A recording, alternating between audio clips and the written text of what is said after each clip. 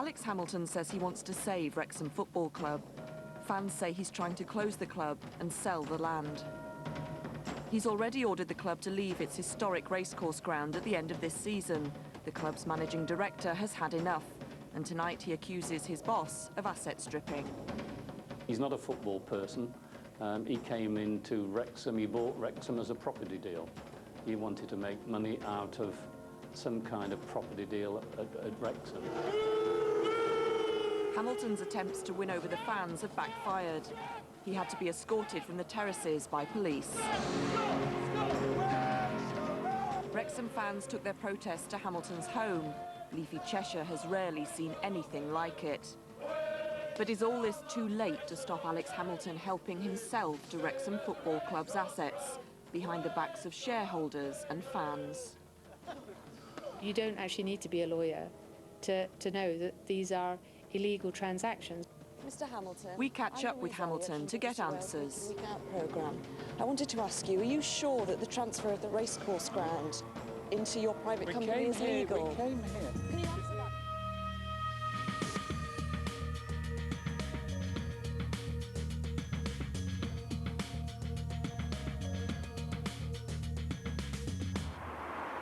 These are turbulent times for Wrexham Football Club. Its future is on a knife edge amid talks of debts amounting to millions and asset stripping. For the last 2 years, this club has been owned by one man. And tonight, we unravel the truth behind rumours surrounding Alex Hamilton. Those who were once close to Hamilton tonight speak out and cast light on the motives of the man blamed for the club's crisis. There is an obvious atmosphere, there is an obvious problem where for the last 2.5 years the club has been owned by Alex Hamilton. He didn't make that known for a fair period of that. Mark Guterman, who was one of his business partners, was appointed chairman and seemed to be the owner and purported to be the owner of the club. Finally, became clear that Alex Hamilton owned it, and his intentions are certainly not clear for this club at this moment in time any more maybe than they have been for the last 2.5 years. Fans share John Ream's concerns.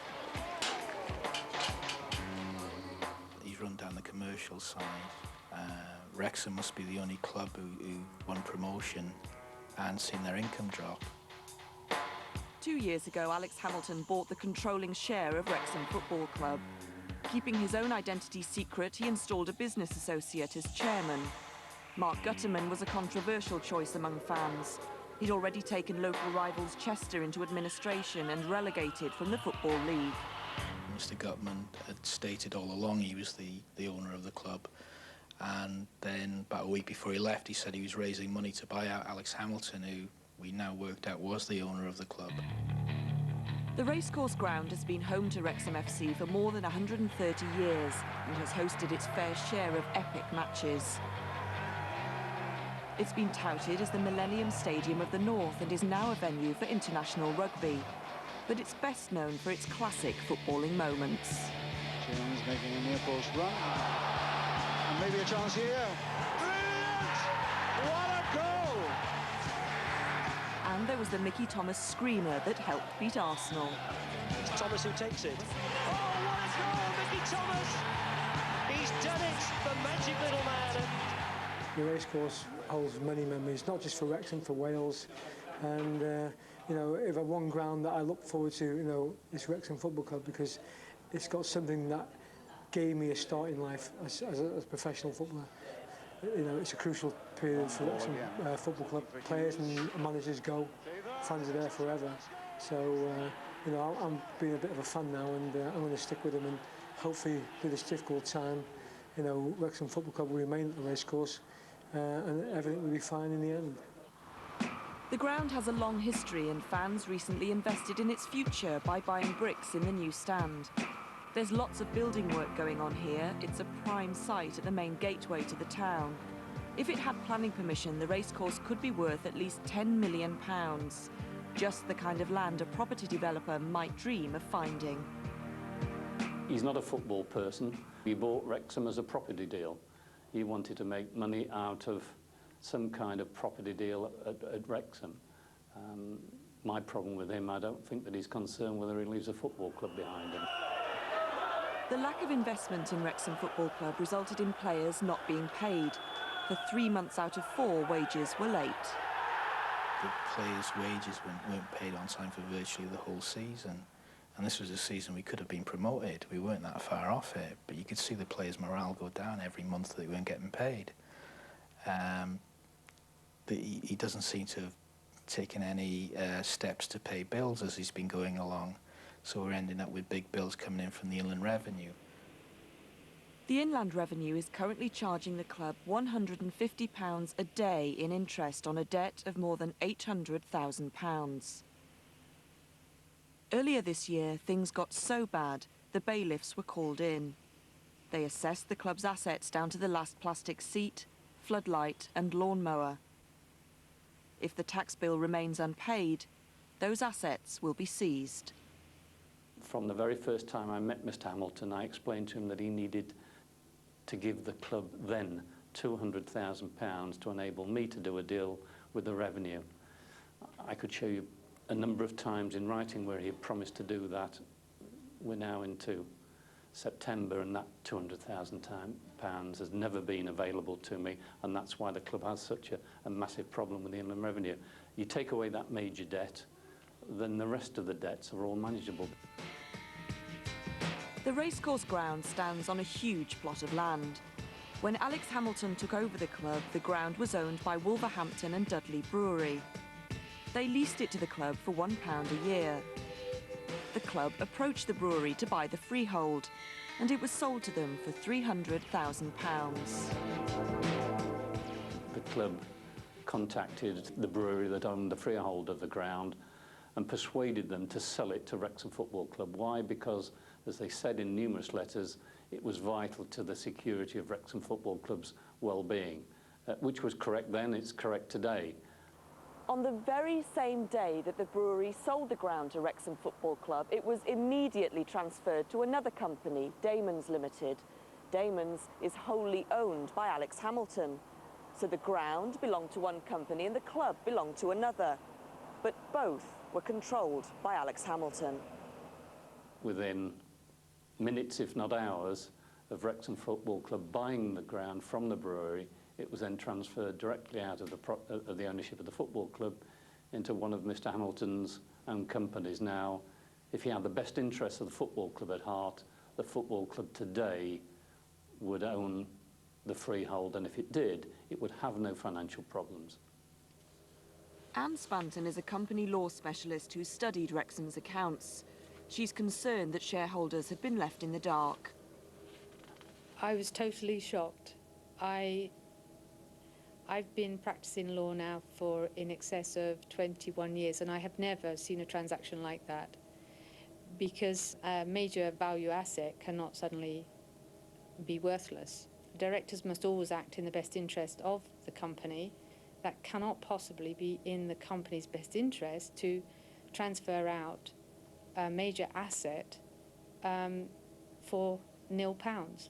That can't be right. It also rides roughshod over the minority shareholders' interest in that company. Mr. Hamilton hasn't consulted us, no intention of consulting us, unless he's forced to. Treats us with contempt. So when he transferred the freehold of the racecourse ground into his own private company, were you consulted about that? No. As I understand it, some of the other members of the board weren't even consulted. He just did it himself. Certainly was totally the wrong thing to do if you had the best interests of Wrexham AFC at heart. Alex Hamilton says the ground was transferred through a trust deed and maintains it was never owned by the club. But was the transfer wrong in the way it was executed? The key document we've obtained shows that the transfer of the land from the club to Damon's wasn't signed by anyone on behalf of Wrexham FC. There's also a question mark over whether or not the transaction is legal in any event, because the document has not been executed correctly. Hamilton had done it once.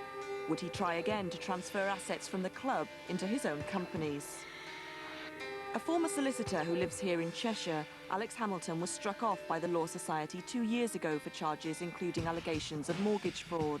He appealed, and most of the charges against him, including the mortgage fraud, were withdrawn. Reinstated last year, Hamilton now describes himself as a property developer. The only things that we knew about Alex Hamilton were that he was a solicitor who had been struck off but then reinstated onto the solicitor's role, and that his company had been taken to the cleaners by two young girls who'd won discrimination claims against him because he sacked them when they were pregnant. That's all we knew, but none of it made encouraging reading to us. Fans were getting worried. They organised mass opposition to Alex Hamilton's plans. He had dropped a bombshell. He said the racecourse would have to be sold if the club was to survive. Last July, he served a legal notice on the club to leave the racecourse within a year. After 130 years, this season could be the last that Wrexham play there.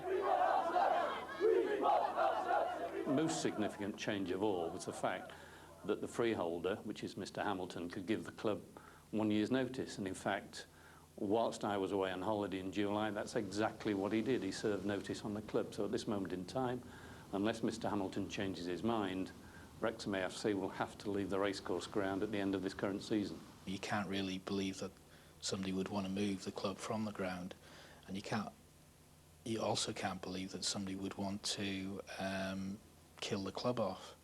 If Mr. Hamilton continues to own the football club and the freehold of the ground, then he's quite able to carry out his notice, and therefore Wrexham will be in an impossible position, I would suggest, at the end of this current season, because where would it play its games? There's certainly nowhere else in Wrexham. There have been suggestions that he's mentioned from time to time about Chester or Shrewsbury. I think the Football League would have great problems in sanctioning that. Fans organised themselves into the Wrexham Supporters Trust with a view to taking control of the club and safeguarding the racecourse. They held a 2,000-strong march through the town on the first day of the new season last month. It demonstrated the fans' anger at the threat to their club. It signalled a declaration of war against the chairman. The very same day, Alex Hamilton responded. It was the first game of the season against Swindon, and just a ripple went around the ground that, you know, Hamilton's on the cop. And everybody was like, well, where is he, you know? And he was there. He'd walked onto the cop and started talking to a few people there. And this was in a week where he described the fans as low-life scum and one thing and another, and there he was in the middle of them, this guy who wants to move us from the ground, and he's asset stripping, and, you know, he's seen as the devil incarnate by Wrexham fans. The move infuriated police. Hamilton had previously stated that any disturbances at the ground would see fans locked out. Fans thought his actions were an attempt to incite trouble. We think he went on there in the hope that somebody would hit him so that he could make a great political capital out of the fact that we were football hooligans and what have you. But most people just thought he was mad. And, you know, there are a lot of photos of him on the cop with people standing around him laughing. It's not something somebody rational does. Yeah. Hamilton says he wanted to talk to fans. He struck me as a bit of a Robert Maxwell type character. He's a big guy, and he's got a very loud booming voice, and he's a bit of a bully, and he's a bit overbearing, and he's not somebody you'd have to dinner. You know, he's also got a very quick temper. The least thing seems to set him off, and he's not somebody who should be in charge of a football club. Or a burger van even, to be honest. We shall not be moved. We shall not. Hamilton has since been advised by the police not to attend home matches at his own club.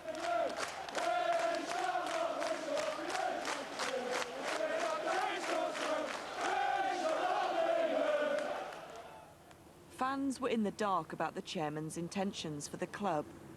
So too were directors. Managing director John Reams was seeing a pattern emerge. Major events regarding assets or regarding leases never took place with proper board meetings. For instance, at the time the club purchased the freehold, there were 5 directors, 2 of which are still on the board and 3 who were persuaded to leave shortly afterwards, none of whom were involved, none of whom were aware of that transaction taking place. Now that cannot be right. John Reams had had enough. He tried to go public and explain the situation to fans in a match programme. In it, he accused Alex Hamilton of asset stripping the club. But Alex Hamilton got wind of his plans. Club officials were ordered to tear out the offending page on the morning of the match.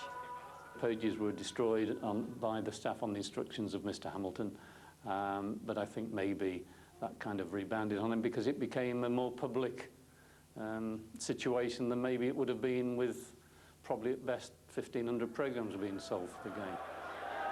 The fans' main concern had been that the club could be forced to move from the racecourse, but the loss of key assets was an even more serious threat to the club's very existence. I hate to use the word asset stripping, but if he can see that he's not going to make the mega millions he initially was hoping to make, then he will look to feather his nest in other ways.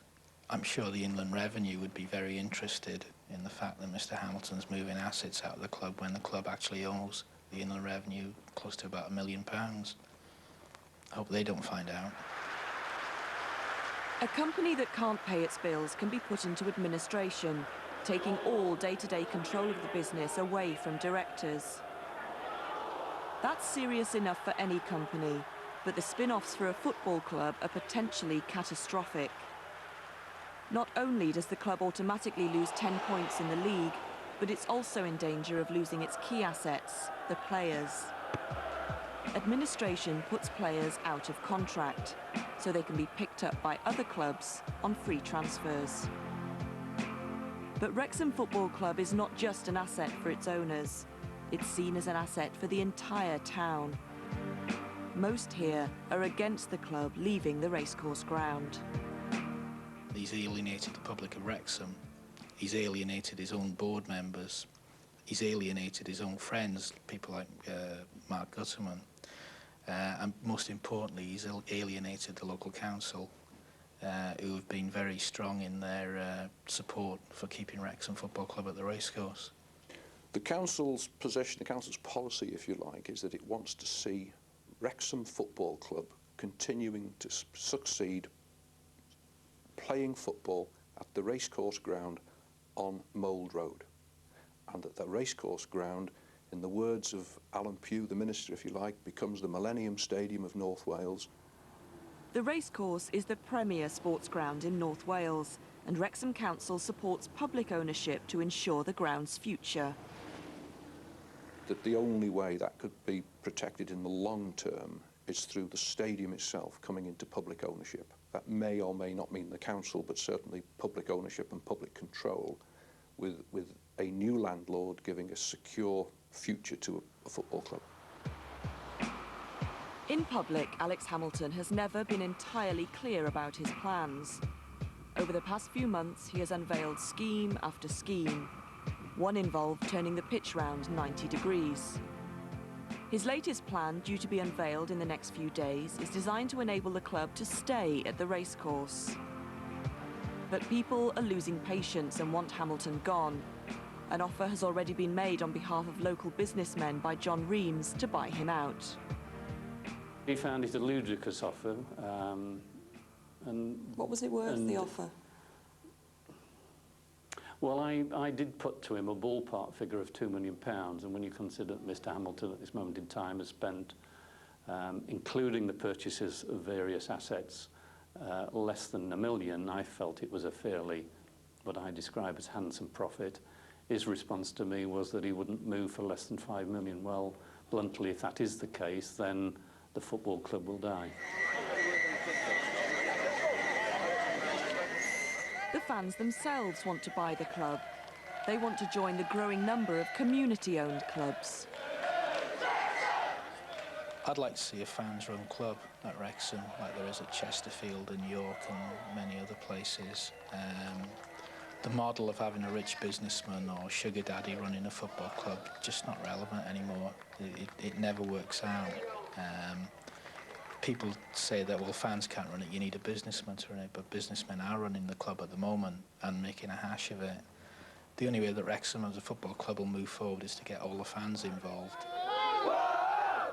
If wealthy businessmen struggle to run a club, it's going to be difficult for fans, isn't it? Why? Well, just financially. No. When you say wealthy businessmen, we're not talking about Mr. Hamilton's actually put any money into the club. He's not invested in the club. He's loaned the club money, which he's now taking back in chunks of land.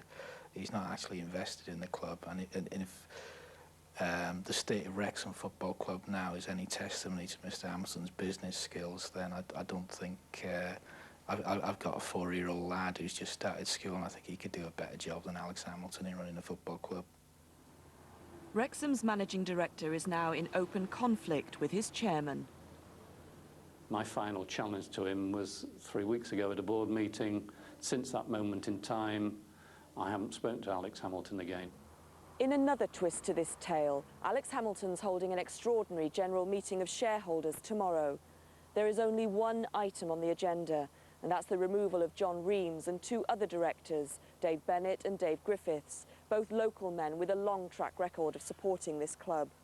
If he succeeds, and he owns 78% shares, there will only be 2 directors remaining, Mr. Hamilton and his personal assistant. The club's chequebook has disappeared and arrived at his house. Various important files with regard to the Inland Revenue, Customs and Excise have also disappeared from the club and at his house, and it makes my job either to manage or direct the football club nigh impossible. Wrexham has 300 minority shareholders, and they now want to know Alex Hamilton's game plan. There are legal entitlements that we have with the club, like any other limited company, must have an AGM. It must be regular. You simply don't leave the AGM for over 2 years, keep shareholders in the dark, and then tell them stories that may or may not be true. It's so contradictory, they can't all be true. In a normal company with minority shareholders, they wouldn't have to be concerned about somebody transferring the assets out for nil value. It's just not common, it's not normal, and it's not legal. Hamilton, where are you? Hamilton, where are you? Hamilton, where are you? I don't think he's come up against that much resistance so far. I think he's had the best part of 2 years of peace and quiet for him to get on with whatever it was he was doing. He hasn't really got very far with it. If he thinks he's seen resistance up to now, you know, he's not seen anything yet. 10 days ago, fans went to Hamilton's house and staged a peaceful protest to bring it home to the chairman and his neighbours how determined they are to win this battle.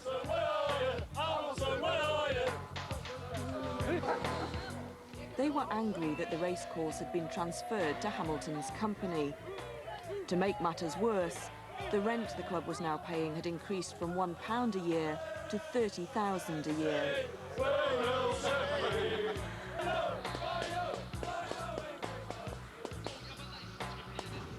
As well as the racecourse, the club also owns 2 other land assets: Stanstey playing fields on the outskirts of Wrexham and Collier's Park training ground.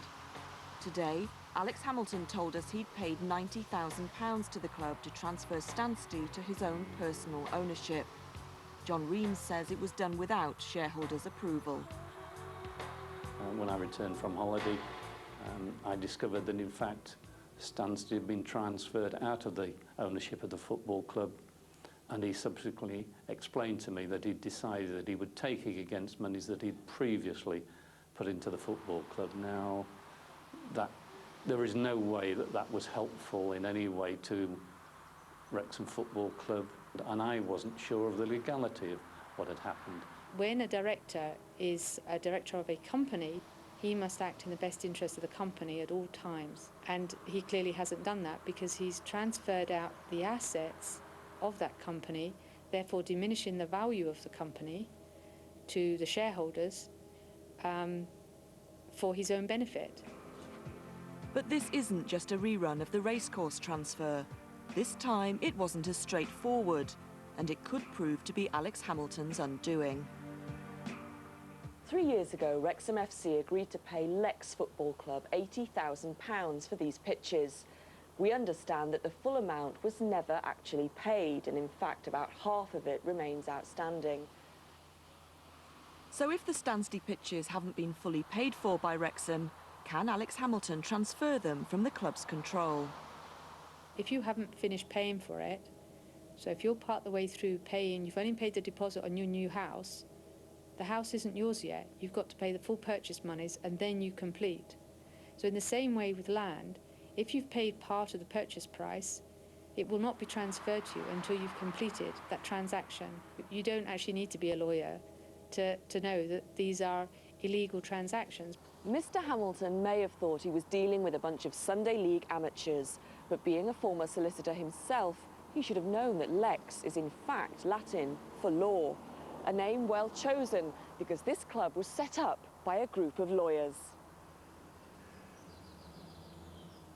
Mr. Hamilton refused our requests for an interview to discuss the racecourse and Stansty transfers. We went to the racecourse where he was attending a board meeting. Wales Week In, Week Out programme.